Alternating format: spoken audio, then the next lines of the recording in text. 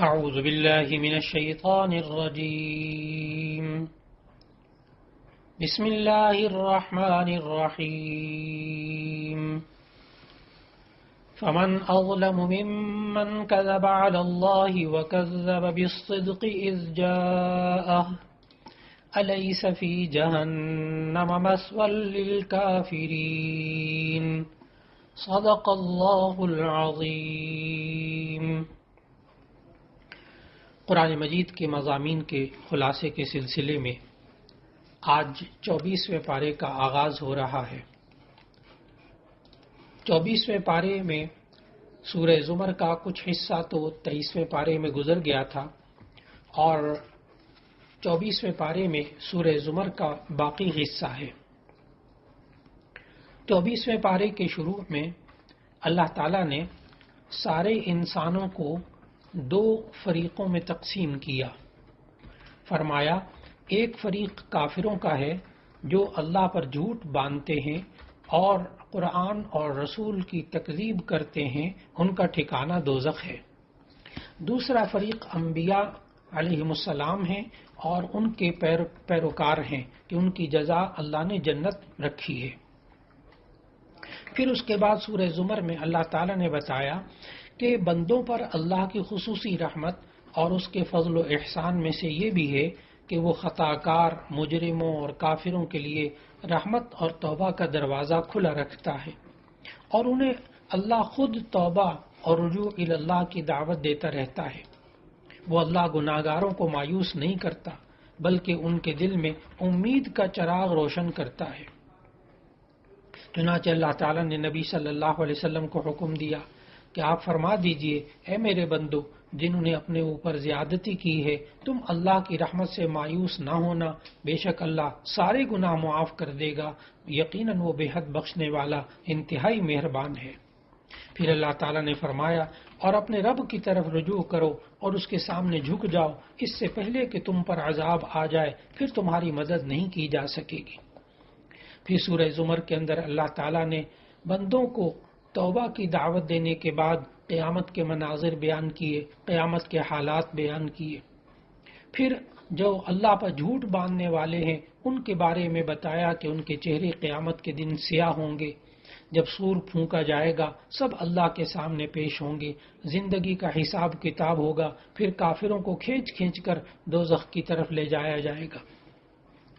پھر سورہ زمر کے آخر میں اللہ تعالیٰ نے بتایا کہ جو متقی ہوں گے، تقوی والے ہوں گے، اللہ تعالیٰ ان کو جنت میں داخل ہونے کی دعوت دے گا، فرشتے ان کا استقبال کریں گے، انہیں سلام کہیں گے اور اللہ کی حمد کرتے ہوئے اپنی رہائش کی جگہ میں جا کے بیٹھیں گے.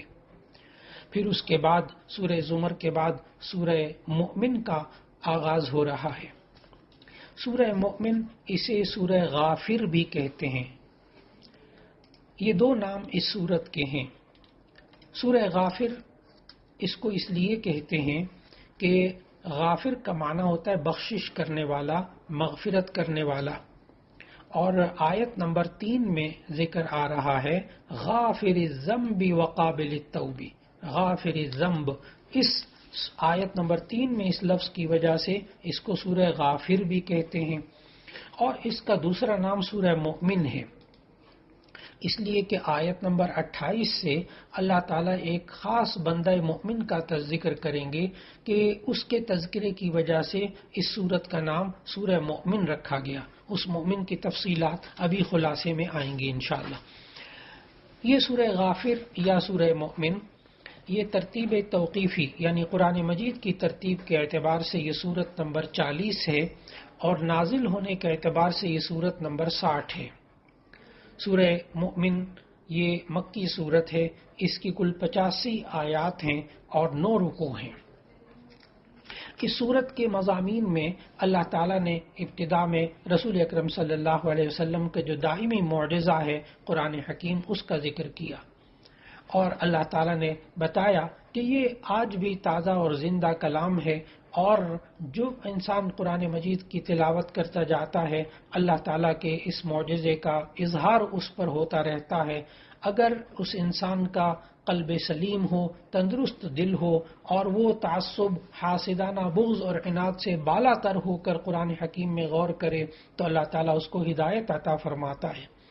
پھر تیسری آیت میں اللہ تعالیٰ نے قرآن حکیم کے وحی الہی ہونے کا ذکر کرنے کے بعد ایک ہی آیت میں اللہ تعالیٰ کی 4 صفات بیان کی کہ وہ اللہ جو ہے وہ گناہ معاف کرنے والا ہے، نمبر 2 وہ اللہ توبہ قبول کرنے والا ہے، نمبر 3 سخت سزا دینے والا ہے، نمبر 4 اپنے بندوں پر فضل و احسان کرنے والا ہے۔ پھر آیت نمبر 7 اور 8 میں اہل ایمان کے لیے فرشتوں کی دعاؤں کا ذکر ہے کہ وہ فرشتے جنہیں عرش اٹھانے والے فرشتے کہتے ہیں، وہ عرش کا احاطہ کیے ہوئے ہیں، یہ سب اللہ کی حمد و تسبیح کے ساتھ اہل ایمان کے لیے دعائیں کرتے ہیں۔ یہ یوں کہتے ہیں، اے ہمارے رب، تیری رحمت اور علم ہر چیز کو اپنے احاطے میں لیے ہوئے ہے، پس تو مغفرت فرما دے ان لوگوں کی جو توبہ کرتے ہیں اور تیری راہ کی اتباع کرتے ہیں۔ دوسری یہ دعا کرتے ہیں کہ اے اللہ انہیں دوزخ سے بچا لے۔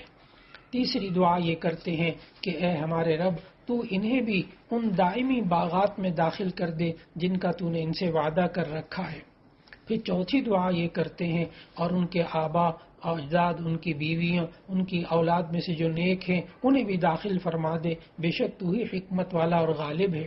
پانچویں دعا یہ فرشتے یہ دعا کرتے ہیں کہ اے اللہ ان کو عذابوں سے بچائے رکھ، جسے تو نے اس دن عذابوں سے بچا لیا تو بے شک تو نے اس پر بڑی مہربانی فرمائی اور یہی بڑی کامیابی ہے۔ یہ اس ترغیب اور ترہیب کے بعد، جنت کے ذکر کے بعد، جہنم کے ذکر کے بعد، اللہ تعالیٰ نے پھر مقرب فرشتے جو ایمان والوں کے لیے دعائیں کرتے ہیں ان کا ذکر کیا، اور پھر اس کے بعد برے اعمال کرنے والوں کا ذکر کیا کہ کس طرح ان کا انجام ہوگا، اور پھر اس کے بعد آیت نمبر 10 سے لے کے 12 تک اللہ تعالیٰ نے جہنم کے داروغے کا ذکر کیا کہ جہنم کے داروغے ان سے کہیں گے کہ جیسے آج عذاب کی شدت دیکھنے کے بعد تم اپنے آپ سے نفرت کا اظہار کر رہے ہو، اس سے کہیں زیادہ نفرت اللہ تعالیٰ اس وقت تم سے کرتا تھا جب تمہیں ایمان کی دعوت دی جاتی تھی، لیکن تم تکبر اور سرکشی کرتے ہوئے کفر کرتے تھے اور ایمان قبول کرنے سے انکار کر دیتے تھے۔ پھر اللہ تعالیٰ نے بتایا کہ جو قیامت کا دن ہوگا وہ بندوں کے درمیان عدل و انصاف کا دن ہوگا، آج ہر شخص کو اس کے نیک یا برے عمل کا بدلہ مل کر رہے گا۔ کفار پر اللہ کے عذاب کا تذکرہ کرتے ہوئے ظلم اور سرکشی کے مشہور کردار فرعون، جو اپنے آپ کو ربکم انا ربکم الاعلی کہتا تھا، وہ اپنے آپ کو رب کہلواتا تھا، اور اس کا قصہ حضرت موسیٰ علیہ السلام کے ساتھ جو پیش آیا کہ اس کا اللہ تعالیٰ نے ذکر کیا۔ حضرت موسیٰ علیہ السلام کا قصہ کئی صورتوں میں آیا ہے، مگر اس سورہ مومن جسے سورہ غافر بھی کہتے ہیں، اس میں موسیٰ علیہ السلام کے حالات کے درمیان ایک مومن بندے کا خاص طور پر ذکر کیا گیا ہے، اسی وجہ سے اس سورت کا نام سورہ مومن بھی ہے۔ اصل میں موسیٰ علیہ السلام کے زمانے میں یہ شخص خفیہ طور پر ایمان قبول کر چکا تھا۔ جب حضرت موسیٰ علیہ السلام کے قتل کے مشورے ہونے لگے تو یہ جو ایمان والے صاحب تھے،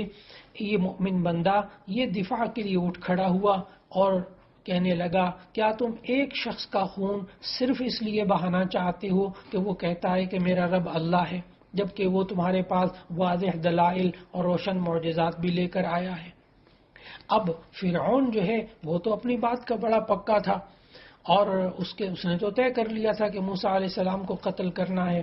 لیکن اللہ تعالیٰ نے اس صورت میں بتایا کہ اس رجل مومن کی تقریر اتنی مؤثر تھی، اتنی بات، کہ فرعون کو یہ خطرہ لاحق ہو گیا کہ کہیں ایسا نہ ہو کہ لوگ مومن بندے کی بات کو ترجیح دیں اور ایسی صورت میں وہ ایمان لے آئیں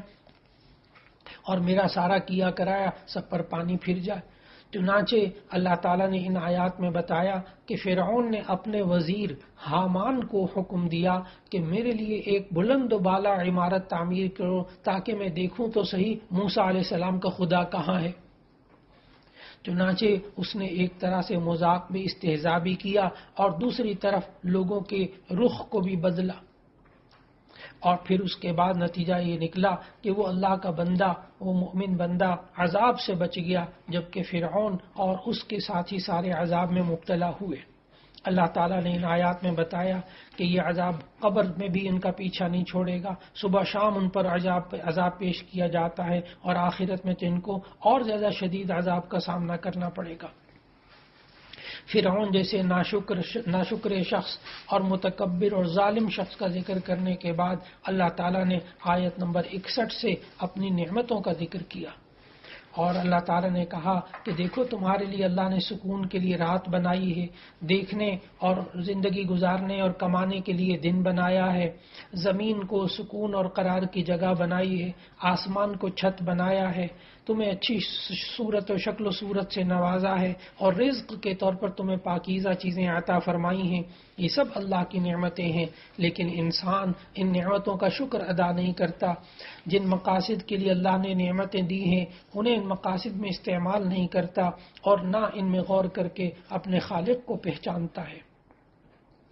پھر اللہ تعالیٰ نے آیت نمبر 64 سے آیت نمبر 68 تک انسان کی تخلیق کے مختلف مراحل بتائے کہ اللہ نے کس طرح انسان کو بے جان مٹی سے اس کی ابتدا ہوئی، پھر نطفے سے، پھر جمے ہوئے خون سے، پھر گوشت کی بوٹی سے، پھر ہڈیاں، پھر ڈھانچہ بنایا، پھر اس میں جان ڈالی، پھر اس میں عقل دی، پھر سننے کی طاقت، دیکھنے کی طاقت، اور پھر پورے جسم کے اندر اتنا نظام اللہ نے بنایا، خون کی گردش کا، دل کی حرکت کا، اور 360 جوڑ اللہ نے بنا دیے۔ پھر اللہ نے بتایا کہ جب یہ بندہ پیدا ہو جاتا ہے تو پیدا ہونے کے بعد تو یہ بڑا ہی کمزور ہوتا ہے، عاجز ہوتا ہے، نہ اس میں بولنے کی طاقت ہوتی ہے، نہ یہ اپنی گندگی کر کے بتا سکتا ہے، اتنا چھوٹا سا بچہ ہوتا ہے، پھر عقل و فہم بھی اتنی نہیں ہوتی، اس کے بعد اللہ اس کو عقل و فہم دیتا ہے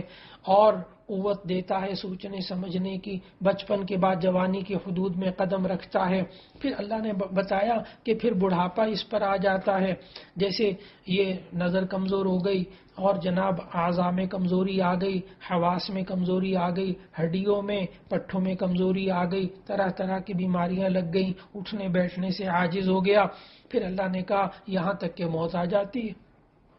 تو اللہ نے یہ سارے مرحلے بتانے کے بعد کہا کہ ان سب میں اللہ کی قدرت کی نشانیاں ہیں، انسان کو اس پر غور کرنا چاہیے۔ آیت نمبر 69 میں اللہ تعالیٰ نے بتایا کہ آپ نے ان لوگوں کو نہیں دیکھا جو اللہ کی آیتوں میں جھگڑتے ہیں، حالانکہ اللہ نے یہ سب نشانیاں جو بتائی ہیں یہ حقیقت ہے۔ پھر اللہ تعالیٰ نے سورت کے اختتام پر نبی صلی اللہ علیہ وسلم کو صبر کی تلقین دی، اور اس کے بعد جھٹلانے والوں کو زمین پر چل کر ہلاک شدہ اقوام کا انجام اور ان کے آثار دیکھنے کی تلقین کی کہ تم چلو پھرو تو صحیح ذرا دنیا کے اندر دیکھو، جو اللہ کو ماننے والے نہیں تھے اللہ نے ان کے ساتھ کیا سلوک کیا۔ پھر اللہ تعالیٰ نے بتایا کہ جب یہ لوگ اللہ کا عذاب اپنی سر کی آنکھوں سے دیکھ لیں گے تو توحید اور اقرار اور بت پرستی سے بیزاری کا اظہار کریں گے، لیکن یہ اقرار اور اظہار اس وقت کسی کے کام نہیں آئے گا، اس لیے کہ عذاب کا مشاہدہ کرنے لینے کے بعد ایمان قبول نہیں ہوتا۔ اسی کے ساتھ اس سورت کی تکمیل ہوئی، اور اس کے بعد سورہ حامیم سجدہ کا آغاز ہوا۔ 24ویں پارے میں یہ جو سورہ حامیم سجدہ ہے، اس کا دوسرا نام سورہ فصلت بھی ہے، کیونکہ جو عرب ممالک کے جو نسخے ہوتے ہیں ان میں جو فہرست دی ہوتی سورت کا نام وہ سورہ فصلت لکھا ہوتا ہے، تو ان دونوں کو سمجھ لینا چاہیے کہ اس سورت کا نام سورہ فصلت بھی ہے اور سورہ حامیم سجدہ بھی ہے۔ اس کو سورہ فصلت اس لیے کہتے ہیں کہ آیت نمبر 3 میں، اسی سورت کی تیسری آیت میں یہ الفاظ آ رہے ہیں کتاب فصلت آیاتہ، یعنی یہ ایسی کتاب ہے جس کے معنی، مضامین سب کے سب تفصیل بیان کر دی گئی ہے، واضح ہیں، اس لیے اس کا نام سورہ فصلت رکھا گیا۔ اور حامیم اور سجدہ اس سورت کا نام اس لیے رکھا گیا کہ حامیم اس کے شروع میں آ رہا ہے لفظ حروف مقطعات میں سے، اور اس سورت کے اندر سجدہ بھی ہے، تو اس وجہ سے اسے سورہ حامیم سجدہ بھی کہتے ہیں۔ یہ مکی صورت ہے، ہجرت سے پہلے نازل ہوئی، اور یہ سورہ حامیم سجدہ یہ ترتیب توقیفی کے اعتبار سے سورت نمبر 41 ہے، اور ترتیب نزولی کے اعتبار سے سورت نمبر 61 ہے۔ اس میں کل آیات 54 ہیں اور 6 رکوع ہیں۔ اس سورت کا آغاز حروف مقطعات میں سے حامیم کے ساتھ ہو رہا ہے۔ ایسی صورتیں جن کے شروع میں حامیم ہے، یہ کل قرآن مجید میں 7 صورتیں ہیں، اور ان کو مفسرین جو ہیں وہ حوامیم سبعہ بھی کہتے ہیں، یعنی ایسی 7 صورتیں جو کہ حامیم سے شروع ہوتی ہیں۔ اور حضرت عبداللہ ابن عباس رضی اللہ تعالیٰ عنہ نے ایک خاص نام دیا ہے ان 7 صورتوں کو، اور وہ کہا ہے آل حامیم۔ آل حامیم، حضرت عبداللہ ابن عباس رضی اللہ تعالیٰ عنہ کا قول ہے کہ ہر چیز کا مغز ہوتا ہے، اور قرآن کا مغز جو ہے وہ یہ آل حامیم والی صورتیں ہیں۔ تو ان کے 2 نام ہو گئے، ایک آل حامیم 7 صورتیں ہیں جو حامیم سے شروع ہوتی ہیں، اور ان کو حوامیم سبعہ بھی کہتے ہیں۔ اس میں یہ پہلی سورہ ابھی جو گزری ہے سورہ مؤمن، یہ بھی حامیم سے شروع ہوتی ہے۔ دوسری سورت حامیم سجدہ، جو ہم اب خلاصہ جس کا مطالعہ کر رہے ہیں۔ تیسرا اس کے بعد فوراً آئے گی سورہ شورا، پھر اس کے بعد آئے گی نمبر 4 سورہ زخرف، پھر نمبر 5 سورہ دخان، پھر نمبر 6 سورہ جاسیہ، اور پھر نمبر 7 سورہ احقاف۔ یہ سورہ مؤمن سے سورہ احقاف تک یہ 7 صورتیں بالکل اسی ترتیب سے قرآن مجید میں موجود ہیں۔ اور ایک عجیب بات بھی آپ ذہن میں رکھیں کہ جب آپ ان کا ترتیب نزولی نمبر دیکھیں گے تو آپ کو یہ بات معلوم ہوگی کہ یہ نازل ہونے کے اعتبار سے بھی اسی ترتیب سے ہیں۔ تو گویا کہ اب آپ نے یہ بھی ذہن میں رکھنا ہوگا کہ یہ حوامیم سبعہ سورہ مؤمن سے لے کر سورہ احقاف تک یہ 7 صورتیں یہ لگاتار آ رہی ہیں، اور یہ 7 کی 7 جو ہے حامیم سے شروع ہو رہی ہیں، اور ان کا ترتیب توقیفی نمبر بھی اسی ترتیب سے ہے، اور ترتیب نزولی بھی ان کا نمبر اسی صورت میں ہے، 61 62 63 64 65 آخر تک۔ تو معلوم یہ ہوا کہ یہ جو قرآن حکیم کا مغز حضرت عبداللہ ابن عباس رضی اللہ تعالیٰ عنہ نے اسے قرار دیا۔ اس صورت کے آغاز میں اللہ تعالیٰ نے قرآن حکیم کا ذکر کیا کہ یہ کتاب اس ہستی کی طرف سے نازل ہوئی ہے، یعنی اللہ کی طرف سے جو بے حد مہربان اور انتہائی رحم کرنے والا ہے۔ اس صورت کے مضامین میں مقاصد میں قصص اور مواعظ ہیں، احکام اور مثالیں ہیں، یہ سب اس میں کوئی ابہام نہیں ہے، لیکن اللہ تعالیٰ نے بتایا اتنی وضاحت کے باوجود بہت سارے لوگ اس سے منہ پھیرتے ہیں، اور بعض لوگ تو ایسے ہیں جو اپنے آپ کو اندھوں اور بہروں کے ساتھ تشبیہ دیتے ہیں۔ وہ کہتے ہیں ہمارے دلوں پر پردے پڑے ہوئے ہیں، کانوں میں بوجھ ہے، کانوں میں بہرا پن ہے۔ اللہ تعالیٰ نے فرمایا اے نبی، ہمارے اور تمہارے درمیان پردہ حائل ہے، لہذا نہ تو تم ہماری دعوت کو ان کو کہہ دیجئے کہ نہ تو تم ہماری دعوت کو سمجھتے ہو، نہ سنتے ہو، نہ دیکھ پاتے ہو۔ پھر اس کے بعد مشرکین کی ساری باتیں بیان کرنے کے بعد آیت نمبر 2 سے آیت نمبر 6 تک اللہ تعالیٰ نے فرمایا کہ آپ فرما دیجئے مجھے فرشتہ یا کوئی دوسری مخلوق ہونے کا دعویٰ نہیں، میں بشری تقاضے اور ضروریات رکھنے والا تمہارے جیسا انسان ہوں، لیکن اللہ نے مجھے وحی اور رسالت عطا فرمائی ہے۔ پھر اس صورت کے اندر اللہ تعالیٰ نے ان قوموں کا ذکر کیا، عاد اور قوم سمود کا ذکر کیا کہ کس طرح قوم عاد اور قوم سمود جنہوں نے جھٹلایا اپنے اللہ کے نبی کے احکام کو، ان کا انجام کیا ہوا۔ اللہ تعالیٰ نے آیت نمبر 15 میں بتایا کہ قوم عاد کو اللہ نے حیرت انگیز جسمانی قوت عطا کی تھی۔ ان کی طاقت کا یہ حال تھا کہ ان کا ایک شخص پہاڑ سے چٹان توڑ کر الگ کر دیتا تھا، اتنی طاقت تھی، لیکن بجائے اس کے کہ وہ اللہ کی دی ہوئی اس طاقت پر شکر ادا کرتے، وہ غرور میں مبتلا ہو گئے اور فخریہ طور پر یہ کہتے تھے جو اللہ نے آیت نمبر 15 میں کہا کہ ہے کوئی ہم سے زیادہ طاقتور۔ اللہ تعالیٰ نے پھر ان کی نادانی کے جواب میں ان کو تعجب کا اظہار کرتے ہوئے کہا کیا تم اس ذات کی قوت اور طاقت سے غافل ہو گئے ہو جس نے تمہیں پیدا کیا ہے؟ کیا تم اس حقیقت کو بھول گئے ہو کہ تمہاری طاقت اللہ تعالیٰ کی عظمت کے سامنے کچھ حقیقت نہیں رکھتی؟ اس اللہ کی بات کو مانو۔ پھر آیت نمبر 16 میں اللہ نے بتایا کہ پھر یوں ہوا کہ ان پر تیز اور ٹھنڈی ہوا کا عذاب مسلط کر دیا گیا، مسلسل 7 دن تک ہوا چلی، اور ہوا نے انہیں یوں اٹھا کر پٹخا کہ بے حیثیت کیڑے مکوڑوں کی طرح خس و خاشاک کی طرح ہو کر رہ گئے۔ پھر اللہ تعالیٰ نے آیت نمبر 17 میں قوم سمود کا ذکر کرتے ہوئے فرمایا کہ قوم سمود نے بھی ایمان پر کفر کو ترجیح دی، ہدایت پر گمراہی کو ترجیح دی اور اپنی عیاشیوں میں مست رہے۔ وہ بھی بڑی طاقتور قوم تھی، لیکن ایک چنگھاڑ آئی، آیت نمبر 17 میں اللہ نے بتایا ایک چنگھاڑ آئی جس سے کانوں کے پردے پھٹ گئے، اور زلزلہ آیا جس سے سب کچھ زیر و زبر ہو کر رہ گیا۔ عاد و سمود جیسی سرکش قوموں کے دنیاوی عذاب کا ذکر کرنے کے بعد آخرت کا عذاب اللہ نے ذکر کیا، اور آیت نمبر 19 اور 22 میں 19 سے 22 تک اللہ تعالیٰ نے فرمایا جب اللہ کے دشمنوں کو اللہ کے سامنے جمع کیا جائے گا تو وہاں ان کے اعضاء گواہی دیں گے، یہاں تک کہ ان کے جسم کی کھال ان کے خلاف گواہی دے گی۔ پھر اللہ تعالیٰ نے اس صورت کے اندر آیت نمبر 30 سے 31 تک ذکر کیا کہ متکبرین اور منکرین کے مقابلے میں مخلص مؤمنین بھی ہیں، کہ انہوں نے ایک بار اللہ کو اپنا رب کہہ دیا تو ساری زندگی اس پر ثابت قدم رہے، اسی کی بات مان کر چلتے رہے۔ آیت نمبر 30 اور 31 میں اللہ تعالیٰ نے بتایا کہ جو استقامت والے ہوں گے ان کا ٹھکانہ جنت ہے، اور کہا جائے گا یہاں تم اب اپنی منچاہی زندگی گزارو، یہ بدلہ ہے اس کا کہ تم نے دنیا میں اللہ کی مرضی کے مطابق زندگی گزاری تھی۔ پھر اس اصحاب استقامت کا ذکر کرنے کے بعد اور ان کے اخلاص اور حکمت کو اللہ تعالیٰ نے آیت نمبر 33 اور 35 میں ذکر کیا کہ یہ وہ لوگ ہیں جو اخلاص اور حکمت کے ساتھ اللہ کی طرف دعوت دیتے ہیں اور اس کی راہ میں مشکلات کو اللہ کی رضا کے لیے برداشت کرتے ہیں۔ پھر اس کے بعد آیت نمبر 46 پہ پارے کا اختتام ہو رہا ہے کہ اللہ تعالیٰ نے آخر پارے کے آخر میں بتایا کہ اللہ تعالیٰ کا جو عادلانہ نظام ہے وہ یہ ہے کہ جو بندہ نیک عمل کرتا ہے سو وہ اپنے لیے کرتا ہے، اور جو برے کام کرتا ہے تو اس کا وبال اسی پر پڑے گا۔ وما ربک بظلام للعبید، اور اللہ تعالیٰ اپنے بندوں پر ظلم کرنے والا نہیں ہے۔ وآخر دعوانا ان الحمد للہ رب العالمین۔